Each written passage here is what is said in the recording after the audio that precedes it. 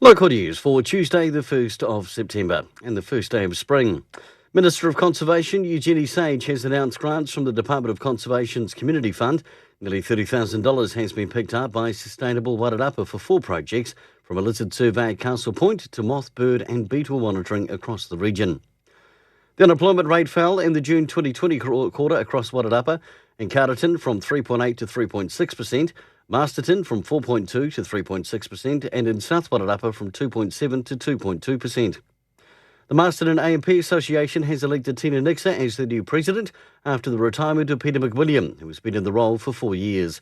Tina says she's humble in succeeding Peter, who has a long history with the association and was made a life member at the AGM last week. And in sports, in football from the weekend, Wairarapa United men have gone down 3-0 to Western Suburbs, while the women picked up a good 6-4 victory. And in hockey, Dalefield men and women both recorded wins at the weekend over Victoria University. Kia ora for local news and sport, I'm Brent Gare.